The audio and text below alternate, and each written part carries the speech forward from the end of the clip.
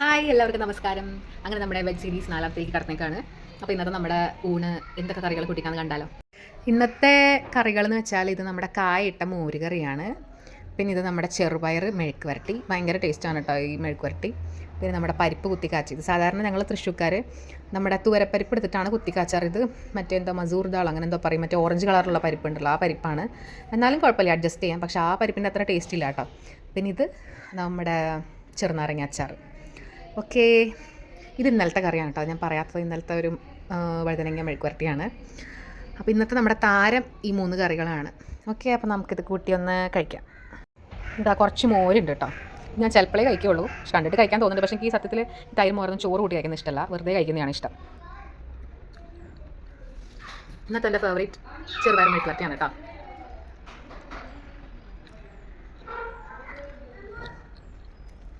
എന്താ നല്ല ടേസ്റ്റ് ഉണ്ട്.